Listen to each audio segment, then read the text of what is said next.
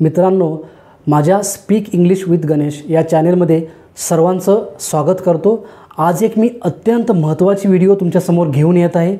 तुम्ही जर लहान मुलांना इंग्लिश शिकवण्याचा प्रयत्न करत असाल किंवा जर तुम्हाला लहान मुलांना इंग्लिश शिकवायचं असेल किंवा त्यांना इंग्लिश बोलण्यासाठी जर तुम्हाला मदत करायची असेल तर तुम्ही ही व्हिडिओ नक्की बघा। यातून तुम्हाला अगदी सहजपणे आपण इंग्लिशचं वाक्य कसं बनवू शकतो हे मी तुम्हाला या व्हिडिओमधून शिकवणार आहे। तर याचा तुम्ही तुमच्या लहान मुलांसोबत सराव करून त्यांना देखील इंग्लिश बोलण्यासाठी मदत करू शकता आणि अगदी सोप्या पद्धतीनं तुम्हाला जरी इंग्लिश येत नसेल तरी देखील तुम्ही या व्हिडिओमधून इंग्लिश बोलण्यासाठी सुरुवात करू शकता आणि हे नक्की तुम्हाला समजेल, कारण अगदी सहजपणे मी तुम्हाला एक्सप्लेन करणार आहे। तर आपण बघा, इथे आय मी दिलेला आहे, त्याच्यानंतर हॅव आहे। आय म्हणजे मी आणि हॅवचा अर्थ होतो जवळ असणे। इकडे बघा, हॅवचा अर्थ होतो जवळ आहे, नंतर हॅडचा अर्थ होतो जवळ होते। तर आता हे बघा, जवळ आहे म्हणजे सध्याची स्थिती असणार, जवळ होते बघा भूतकाळामध्ये माझ्याजवळ एखादी गोष्ट असेल, म्हणजे समजा आता मला असं बोलायचं आहे की माझ्याजवळ एक नवीन वॉच होतं पण आता नाही, मग तो भूतकाळ आहे ना। जर भूतकाळात मला एखादी गोष्ट बोलायची असेल तर हॅडचा उपयोग करतो मी। आणि समजा जर मला भविष्यकाळात एखादी गोष्ट बोलायची असेल, समजा माझ्याजवळ 2 वर्षानंतर कार असेल, मला असं बोलायचं आहे। आता सध्या माझ्याजवळ ती कार नाही पण माझ्याजवळ ती कार 2 वर्षानंतर असेल। जर मला असं बोलायचं असेल तर मी भविष्याबद्दल बोलतो। मग भविष्याबद्दल जेव्हा मला जेव्हा बोलायचं असेल तेव्हा मी विल हॅवचा वापर करून वाक्य बनवतो। म्हणजे आय हॅव, बघा इथे मी आय हॅव बोललो तर माझ्याजवळ आहे। आता मला समजा मला असं बोलायचं आहे की माझ्याजवळ पुस्तक आहे, वाक्य काय आहे बघा, माझ्याजवळ पुस्तक आहे। ह्याचा अर्थ काय होणार बघा इंग्लिशमध्ये आपल्याला मग कसं बोलावं लागणार, आय हॅव अ बुक। आता इथे मी का बोललो, कारण पुस्तक एक आहे। जर पुस्तक अनेक असते, पुस्तक जर एकापेक्षा जास्त असते तर मी इथे एस लावला असता। एसनं आपण अनेकवचन बनवतो, म्हणजेच एकवचन आणि अनेकवचन। जर एखादी वस्तू जर एकच असेल तर एकवचन, जर एखादी वस्तू एकापेक्षा जास्त असेल तर आपण एस लावतो, ईएस लावतो किंवा आयएस पण लावून आपण अनेकवचन बनवू शकतो। तर हे खूप सोपं आहे। आय हॅव अ बुक, माझ्याजवळ पुस्तक आहे। आता हे झालं सकारात्मक वाक्य, म्हणजे एखादी गोष्ट मी पॉझिटिव्हली बोलत असेल तर त्याला आपण सकारात्मक वाक्य बोलतो। आता निगेटिव्ह वाक्य आपण बघा, नकारात्मक वाक्य म्हणजे नाही, माझ्याजवळ एखादी गोष्ट नाही असं जर मला बोलायचं असेल तर मी बघा कसं बोलणार, माझ्याजवळ पुस्तक नाही। तर बघा, I don't have a book, इथे मी बोललो आय हॅव अ बुक। आता मी इथे काय बोलतो आहे, I don't have a book. मी फक्त इथे एकच शब्द लावलेला आहे, आय डोंट। डोंट हा शब्द लावला आणि ते वाक्य नकारात्मक झालं। तर खूप सोपं आहे बघा, I have a book, I don't have a book. माझ्याजवळ पुस्तक आहे, माझ्याजवळ पुस्तक नाही। आता समजा तुम्हाला याच्यातून तुम्हाला दुसरे वाक्य बनवायचं आहे। उदाहरणार्थ बघा, इथे मी जर इथे मी पेन टाकला, I have a pen, I have a pencil, I have a glass. I have a glass याचा अर्थ होतो माझ्याजवळ ग्लास आहे। आय हॅव अ बॅग, माझ्याजवळ बॅग आहे। आय हॅव 2 आईज, बघा इथे मी आय हॅव 2 आईज मी जर बोललो तर इथे मी नाही वापरणार, का, कारण माझ्याजवळ 2 डोळे आहेत। तर एकवचन असेल तरच आपण एचा वापर करणार। जर एकवचन नसेल, एकापेक्षा जास्त असेल तर आपण मेनी वापरू शकतो। समजा आता माझ्याजवळ खूप सारी पुस्तकं आहेत असं मला बोलायचं असेल तर मी काय बोलणार, आय हॅव मेनी बुक्स किंवा I have so many books असं बोलू शकतो मी। तर एकच असेल तर अचा वापर करा, जर काउंटेबल असेल तर 2 बुक्स 3 बुक्स असं पण तुम्ही बोलू शकता। आणि जर खूप असतील तर सो मेनी किंवा मेनी पण आपण बोलू शकतो। मला असं बोलायचं आहे की माझ्याजवळ खूप ज्ञान आहे। आता ज्ञान मी काउंट नाही करू शकत, म्हणजे मी मोजू नाही शकत, 1 ज्ञान, 2 ज्ञान, 3 ज्ञान, तर असं मी नाही बोलू शकत। तर मी असं बोलणार की आय हॅव सो मच, तेव्हा सो मेनी नाही वापरणार। मेनी हे आपण जेव्हा आपल्याला एखादी गोष्ट मोजता येऊ शकते तेव्हा आपण मेनीचा वापर करायचा किंवा सो मेनीचा पण वापर आपण करू शकतो। पण जेव्हा एखादी गोष्ट आपण मोजू नाही शकत तेव्हा आपण सो मच वापरू शकतो। काय वापरायचं? So much. I have so much knowledge, म्हणजे माझ्याजवळ खूप ज्ञान आहे. त्यावेळी आपण समजा आता I have a book, I don't have a book, माझ्याजवळ पुस्तक नाही. आता मला प्रश्न करायचा आहे. समजा माझ्याजवळ पुस्तक आहे, माझ्याजवळ पुस्तक नाही. तुझ्याजवळ पुस्तक आहे का? Do you have a book? आता बघा इथे मी वाक्य काय लिहिलं बघा, तुझ्याजवळ पुस्तक आहे का? हा प्रश्न आहे. जर मी कोणाला प्रश्न करत असेल तर मी असं बोलणार, तुझ्याजवळ पुस्तक आहे का? Do you have book?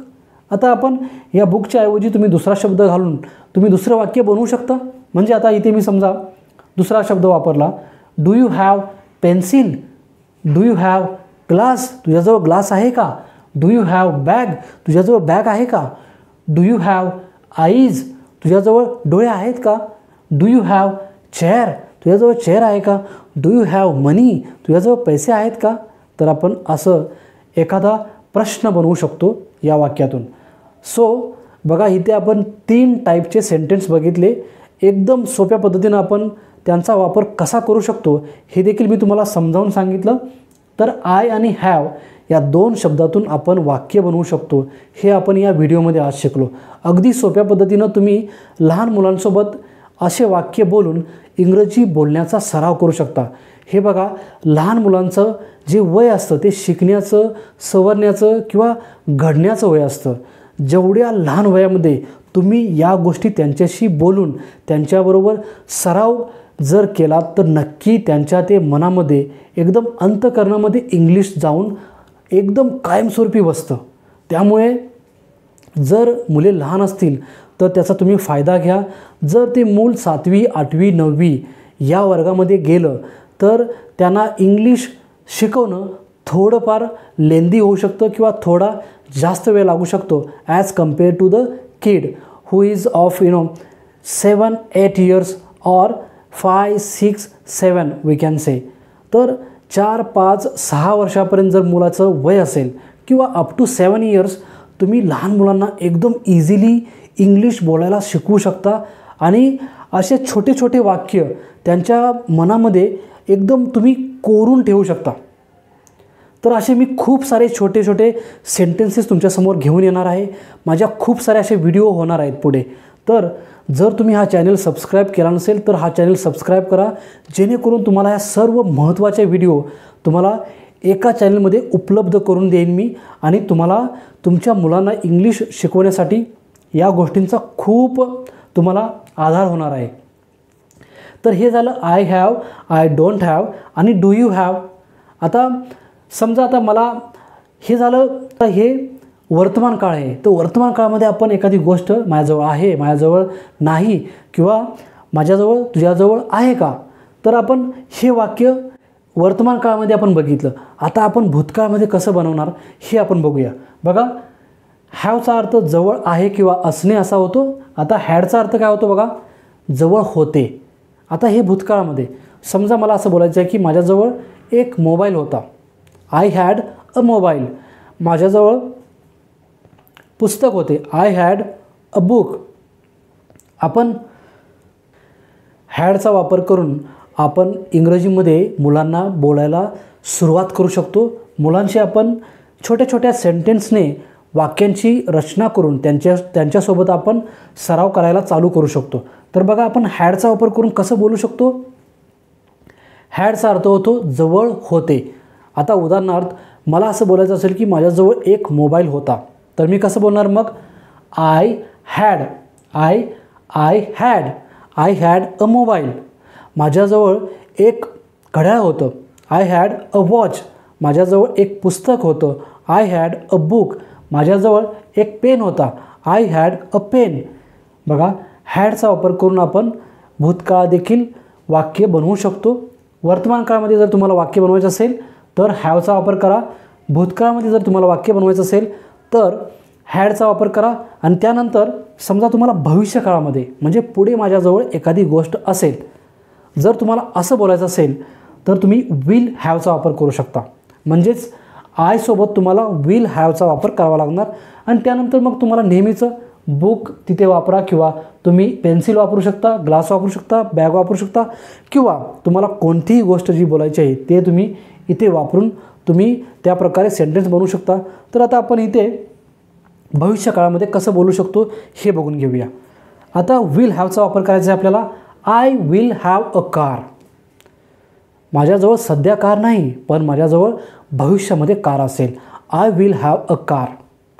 I will have a book. I will have a nice home. I will have a good TV। I will have a good teacher. I will have a good knowledge. तर आता असं आपण बोलून इंग्रजीमध्ये वर्तमान काळामध्ये, भूतकाळामध्ये आणि भविष्यकाळामध्ये सराव करू शकता। लहान मुलांना या सर्व तुम्हाला ग्रामरची एक्सप्लेन करण्याची काहीही गरज नाही। जस्ट तुम्हाला शिकून घ्यायचं आहे की वर्तमान काळामध्ये मी कसं बोलणार, मी नकारात्मक वाक्य कसं बोलणार आणि मी प्रश्नार्थक वाक्य, प्रश्न कसं विचारणार हे तुम्हाला फक्त जाणून घ्यायचं आहे। आणि त्याला इंग्लिशचे नियम किंवा रूल तुम्ही एक्सप्लेन न करता डायरेक्ट तुम्ही त्यांच्यासोबत बोलायला सुरुवात करू शकता। हे फक्त तुम्हाला समजून घ्यायचं आहे की तुम्हाला आय हॅवचा वापर कधी करायचा आहे, नंतर आय डोंट हॅवचा वापर कधी करायचा आहे, त्याच्यानंतर डू यूचा वापर कधी करायचा आहे। तर हे झालं आपण आयबद्दल आपण सर्व माहिती आपण इथे सगळं आपण इकडे समजून घेतलं। आता बघा, मला तुम्हाला याच्या पुढे जाऊन देखील तुम्ही इंग्रजी बोलण्यासाठी वेगवेगळ्या प्रकारचे वाक्य बनवू शकता। आता हे तर आपण आयचं बनवून घेतलं, त्याचप्रमाणे आपण वीचा वापर करून देखील वाक्य बनवू शकतो। वीचा अर्थ होतो आम्ही, वीचा अर्थ आम्ही होतो। त्याच्यानंतर यूचा अर्थ बघा, हे समजून घ्या। यूचा अर्थ तू आणि तुम्ही हा दोन्ही होतो। म्हणजेच काय, समजा एकच व्यक्ती असेल तर मी त्याला तू बोलणार, पण जर समजा दोन व्यक्ती असतील तर मी त्यांना तू नाही बोलणार, तुम्ही बोलणार। म्हणजेच काय, जर अनेक वचन असेल तरी देखील आपण यूचाच वापर करणार। आय म्हणजे मी, वी म्हणजे आम्ही किंवा आपण, त्याच्यानंतर यू म्हणजे तू किंवा तुम्ही, नंतर ही म्हणजे तो। म्हणजेच काय की मुलांसाठी किंवा एखाद्या माणसासाठी आपण हीचा वापर करू शकतो। त्याच्यानंतर शी म्हणजे एखादी स्त्री असेल किंवा एखादी मुलगी असेल तर तिच्यासाठी आपण शीचा वापर करणार। त्याच्यानंतर इट। आता इट पण तुम्हाला समजून घ्यायचं आहे। इटचा वापर आपण निर्जीव वस्तू, प्राणी किंवा एखादं लहान मूल की जे आपल्याला समजा एकदम छोटंसं आहे, आपल्याला एखादं लहान मूल, तो मुलगा आहे किंवा मुलगी आहे हे देखील समजत नाही, तर त्यावेळी आपण इटचा वापर करू शकतो। ओके, तर बेसिकली जास्तीत जास्त आपण इटचा वापर निर्जीव वस्तू यासाठी आपण करत असतो। त्याच्यानंतर बघा, एखादं नाम, म्हणजे आता समजा इथे राम आहे, तर राम हे एक नाम आहे, तर त्याच्यासोबतसुद्धा आपण त्याचा वापर करून आपण इंग्रजीमध्ये वाक्य बनवायला सुरुवात करू शकतो। तर आपण थोडं हे बघून घेऊया। याच्यामध्ये आपण कसं वाक्य बनवायचं हे तुम्हाला मी अगदी सोप्या पद्धतीने आता सांगणार आहे। बघा, आपण आयने वाक्य बनवलेलं आहे ऑलरेडी। आता आपण वीनं बनवूया। बघा, वीचा अर्थ होतो आम्ही किंवा आपण। आता मला इथे बोलायचं आहे, समजा इथे मी आयच्या ऐवजी वीचा वापर केला, वी। तर आता मला असं बोलायचं आहे की we have a book. We have a book म्हणजेच काय होणार बघा, याचा अर्थ आमच्याजवळ पुस्तक आहे। सिम्पल, आमच्याजवळ पुस्तक आहे। आता मला निगेटिव्ह करायचं आहे, मग इथे मी कसं करणार, we don't have a book. आमच्याजवळ पुस्तक नाही, we don't have a book, आमच्याजवळ पुस्तक नाही। आता मला असं बोलायचं आहे की तुमच्याजवळ पुस्तक आहे का, हे तर इकडे आपण बनवलं। आता मला असं बोलायचं की वीचा वापर करून समजा मला प्रश्न बनवायचा आहे, तर आता मी असं बोलू शकतो की आमच्याजवळ पुस्तक आहे का, आमच्याजवळ पुस्तक आहे का। Do we have a book, do we have a book. तर आपण या पद्धतीने वीचा वापर देखील करून इंग्लिशमध्ये वाक्य बनवू शकता। बघा किती सोप्या पद्धतीनं आपण इंग्रजी शिकू शकतो आणि मुलांना देखील शिकवू शकतो। अगदी याच पद्धतीने तुम्हाला समजून घ्यायचं आहे आणि मुलांना आहे तसं तुम्हाला ही व्हिडिओ दाखवून त्यांना तुम्हाला इंग्रजीमध्ये बोलण्यासाठी प्रवृत्त करायचं आहे। बघा, खूप सोप्या पद्धतीनं तुम्ही लहान मुलांना देखील या वेनं, या पद्धतीनं इंग्रजी बोलण्यासाठी प्रवृत्त करू शकता।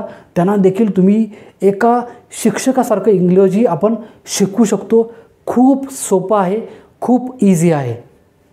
नेक्स्ट बघा, यू। आता यूचा अर्थ होतो तू किंवा तुम्ही। आता समजा मी इथे यूचा वापर केला, यू। आता बघा, यू हॅव अ बुक म्हणजेच काय होणार आहे, याचा अर्थ तुझ्याजवळ पुस्तक आहे, यू हॅव अ बुक, किंवा तुमच्याजवळ पुस्तक आहे. जर जास्त लोक असतील तर तुमच्याजवळ येणार, एकच असतील तर तुझ्याजवळ येणार.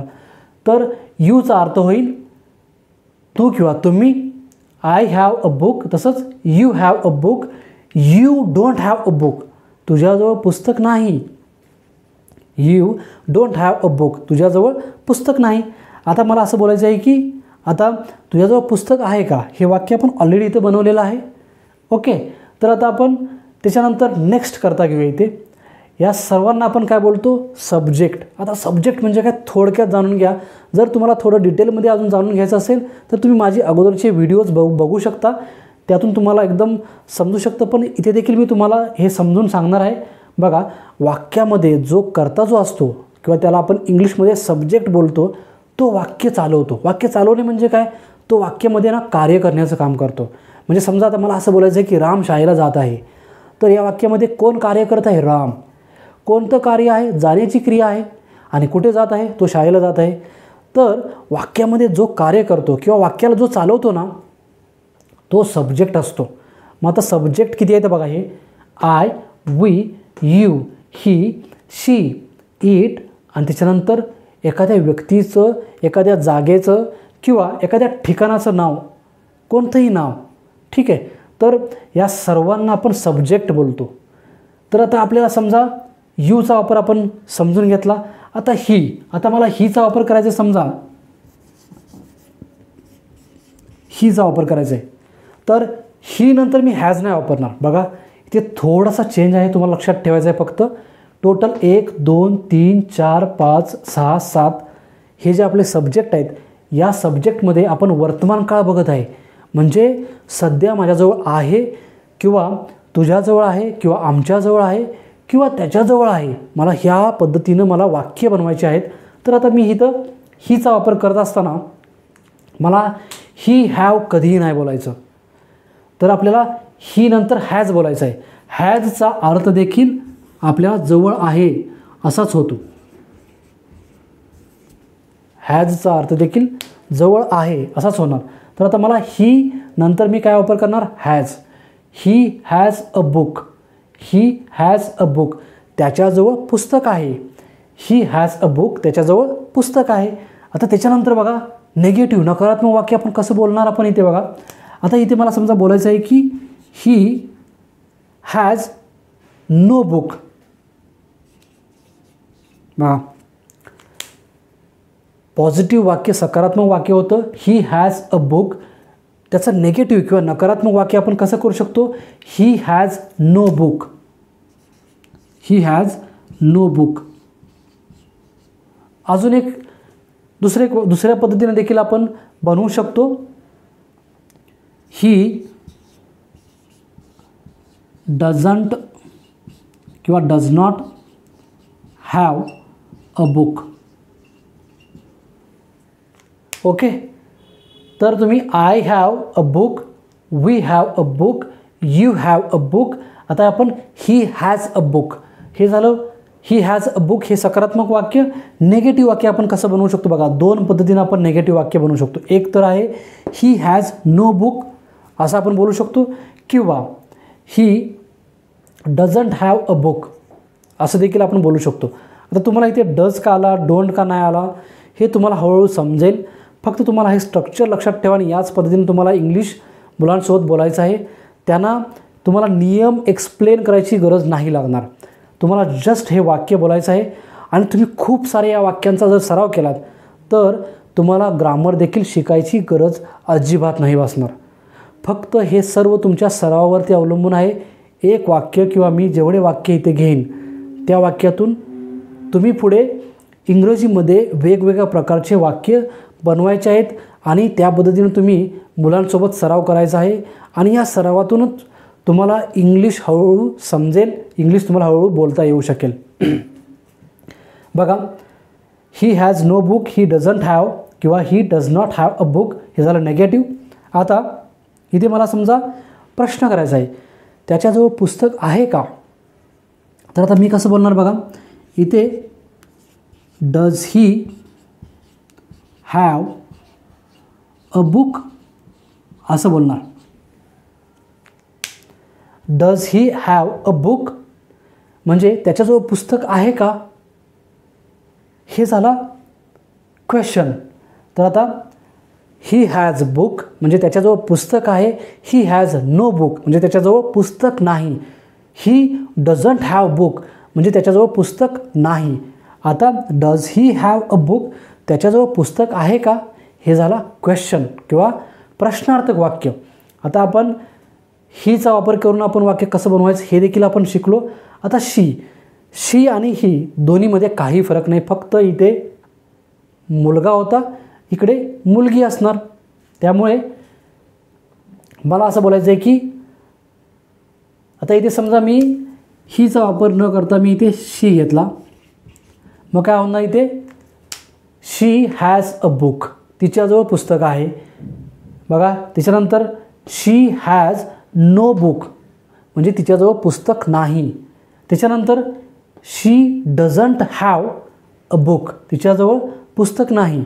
त्याच्यानंतर समजा आता मला असं बोलायचं आहे की प्रश्न मला बनवायचा आहे, तर इथे काय होणार मग does she have a book तिच्याजवळ पुस्तक आहे का, तर हे झालं प्रश्नार्थक वाक्य.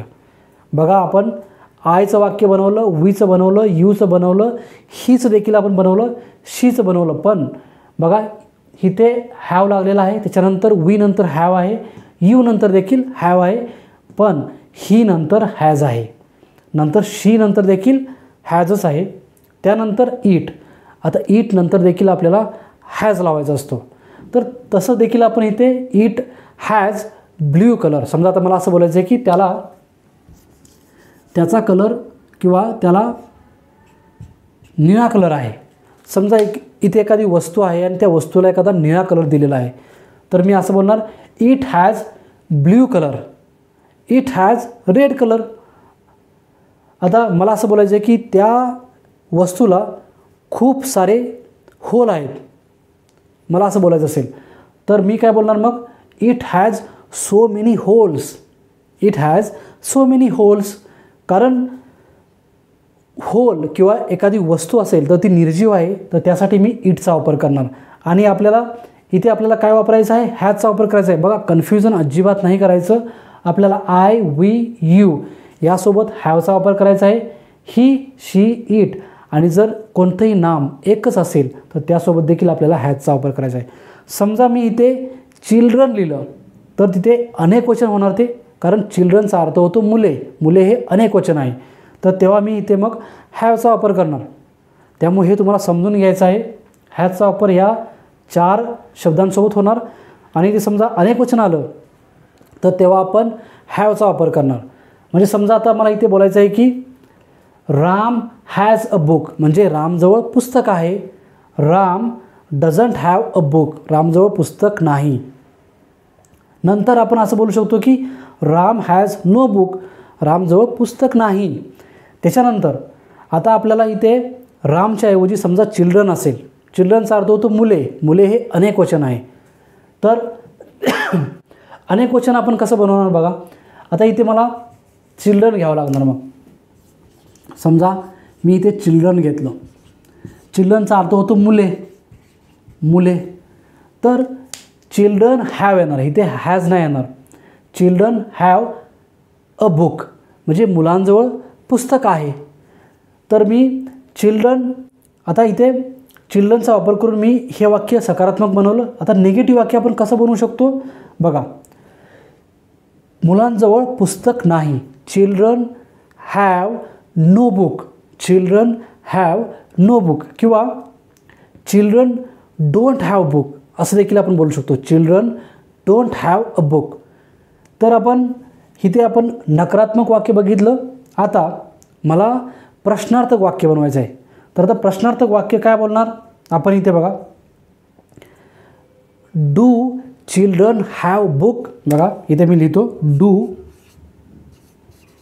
Children have a book.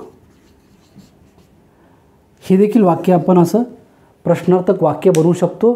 Do children have a book मुलांजवळ पुस्तक आहे का, तर हे आपण प्रश्न बनवू शकतो अशा पद्धतीने. आता हे मी तुम्हाला वर्तमान काळामध्ये पॉझिटिव्ह वाक्य, नेगेटिव्ह वाक्य आणि त्याच्यानंतर इंट्रॉगेटिव्ह वाक्य म्हणजेच काय प्रश्नार्थक वाक्य आपण कसं बनवू शकतो हे तुम्हाला मी या व्हिडिओमध्ये इथेपर्यंत समजावलं. आता बघा, आपण भूतकाळातील वाक्य कसं बनवायचं हे अगदी सिंपल आहे, एकदम सिंपल आहे. म्हणजे इथे तुम्हाला हॅव आणि हॅजचा वापर करावा लागत होता, इथे तुम्हाला फक्त हॅडचा वापर करायचा आहे. फक्त हॅडचा वापर करून तुम्ही भूतकाळामध्ये एखादं वाक्य बनवू शकता. बघा, आता मला इथे मग असं बोलायचं आहे की इथे मी हॅवच्या ऐवजी हॅडचा वापर करणार. हॅडचा अर्थ होतो होता, होती, होते. म्हणजे जवळ होता, जवळ होती किंवा जवळ होते असं जर मला बोलायचं असेल तर मी हॅडचा वापर करून ते वाक्य बनवू शकतो. मग मला आता बोलायचं असेल I had a book. I had a book, तर याचा अर्थ होतो माझ्याजवळ पुस्तक होते. त्याच्यानंतर मला असं बोलायचं आहे की माझ्याजवळ पुस्तक नव्हते. I had no book. I had no book. किंवा अजून एक वाक्य आपण बोलू शकतो आय डिडंट हॅव बुक. मी असं बोलू शकतो इथे I didn't have a book. माझ्याजवळ पुस्तक नव्हते. त्याच्यानंतर आपण प्रश्नार्थक वाक्य कसं बनवू शकतो. आता समजा मला असं बोलायचं की माझ्याजवळ पुस्तक होते का, तो आपण कसं बनवू शकतो. बघा इथे वाक्य इथे आपण हॅड आय अ बुक. माझ्याजवळ पुस्तक होते का, तर असा आपण प्रश्न बनवू शकतो. त्यानंतर बघा, हे झालं आयचा वापर करून आपण हॅडचा वापर केला आणि वाक्य बनवलं. म्हणजे माझ्याजवळ पुस्तक होते, माझ्याजवळ पुस्तक नव्हते, माझ्याजवळ पुस्तक होते का, हे झालं आपण भूतकाळामध्ये आयचा वापर करून वाक्य. तसंच आपण वीचा वापर करून आमच्याजवळ पुस्तक होते, वी हॅड अ बुक. त्याच्यानंतर यूचा वापर करून तुझ्याजवळ पुस्तक होते. नंतर हीचा वापर करून ही हॅड अ बुक. त्याच्याजवळ पुस्तक होते. त्याच्यानंतर शी हॅड अ बुक. तिच्याजवळ पुस्तक होते. त्याच्यानंतर इट हॅज अ बुक. त्यांच्याजवळ पुस्तक होते. नंतर राम हॅड अ बुक. रामजवळ पुस्तक होते. Children had book. चिल्ड्रन किंवा मुलांजवळ पुस्तक होते. हे आपण भूतकाळामध्ये असे वाक्य बनवू शकतो. नेगेटिव्ह बनवत असताना तुम्हाला he had no book, I had no book, you had no book तुम्हाला असं बनवायचं आहे. आणि त्याच्यानंतर प्रश्न बनवत असताना तुम्हाला हॅडचा वापर आपण सुरुवातीला करून तुम्ही ते वाक्य बनवू शकता. सो हे खूप सिंपल आहे. आता त्याच्यानंतर बघा भविष्यकाळ. आता भविष्यकाळामध्ये म्हणजे काय, माझ्याकडे सध्या एखादी गोष्ट नाही पण भविष्यामध्ये एखादी माझ्याजवळ गोष्ट असेल, मला असं बोलायचं आहे, तर मी त्यावेळी विल हॅवचा वापर करू शकतो. काय करायचं आपण भविष्यामध्ये बोलत असताना विल हॅव. माझ्याजवळ कार असेल आय विल हॅव कार. माझ्याजवळ घर असेल आय विल हॅव होम. तर आपण त्या देखील शब्दांचा, या दोन शब्दांचा वापर करून आपण भूतकाळामध्ये एखादी गोष्ट किंवा एखादं वाक्य एकदम सोप्या पद्धतीने बनवू शकतो. बघा, आता आपण इथे विल हॅवचा वापर करूया. Will have. आता इथे मी चिल्ड्रनच्या ऐवजी आय घेतो. I will have a book. माझ्याजवळ पुस्तक असेल. त्याच्यानंतर नेक्स्ट बघा, we will have a book. आमच्याजवळ पुस्तक असेल. त्याच्यानंतर नेक्स्ट काय येणार बघा, you will have a book. तुझ्याजवळ पुस्तक असेल. नंतर he will have a book. त्याच्याजवळ पुस्तक असेल. त्याच्यानंतर बघा she will have a book. तिच्याजवळ पुस्तक असेल. त्याच्यानंतर आपण हे बाकीचे सब्जेक्ट यूज करून त्यांचं देखील आपण इथे वाक्य बनवू शकतो. तर आता आपण जवळजवळ खूप सारे आपण इथे सेंटेन्स बनवले. त्यांचं आपण नेगेटिव्ह वाक्य कसं बनवायचं हे देखील शिकलो. त्याच्यानंतर आपण प्रश्न कसा बनवायचा हे देखील शिकलो. तर या सर्व गोष्टींचा आपण तुम्ही जर थोडा अभ्यास केलात तर तुम्हाला लहान मुलांसोबत कसं बोललं पाहिजे, त्यांना आपण कसं इंग्रजी शिकवू शकतो हे तुम्हाला एकदम सहजरित्या समजू शकतं. आणि तुम्ही हे समजल्यानंतर याच पद्धतीने तुम्ही लहान मुलांशी बोलायला चालू करू शकता. आणि जर तुम्ही हा माझा चॅनल सबस्क्राईब नसेल केला तर कृपया हा चॅनल सबस्क्राईब करा. मी अशा खूप व्हिडिओज बनवत आहे आणि मी लहान मुलांसाठी खूप सारे व्हिडिओज भविष्यामध्ये घेऊन येणार आहे. तर यामार्फत तुम्ही घर बसल्या तुमच्या लहान मुलांना तुम्ही शिकवू शकता, त्यांना सक्षम बनवू शकता. कारण उद्याच्या जगामध्ये तुम्हाला लहान मुलांना किंवा जी आता मुलं लहान आहेत किंवा 5वी 6वी 7वी 8वी या वर्गामध्ये आहेत, त्यांच्या भविष्यासाठी इंग्रजी फार महत्त्वाचं आहे. तर माझी सर्वांना विनंती आहे, बघा तुम्हाला फक्त सबस्क्राईब करायचं आहे. तुम्हाला या सर्व व्हिडिओ फ्रीमध्ये मी उपलब्ध करून देत आहे. तुम्हाला एकही असा चॅनल नाही भेटणार की ज्या चॅनलमध्ये तुम्हाला सर्व व्हिडिओ अगदी बेसिकपासून तुम्हाला सर्व उपलब्ध झालेले आहेत. तर या चॅनलमार्फत मी या व्हिडिओ बनवण्याचा प्रयत्न करत आहे आणि लहान मुलांना साक्षर बनवण्याचा प्रयत्न करत आहे. तर माझी प्रामाणिकपणे सर्वांना विनंती आहे की हा चॅनल तुम्ही सबस्क्राईब करा आणि मला मदत करा की जेणेकरून मी जास्तीत जास्त लोकांपर्यंत पोहोचू शकेन आणि त्या सर्व लोकांना मी मदत करू शकेन. सो माझी व्हिडिओ तुम्हाला जर समजली असेल तर जरूर या व्हिडिओला तुम्ही लाईक करा, कमेंट करा. जर तुमच्या काही सूचना असतील तर तुम्ही त्या कमेंटमध्ये लिहा.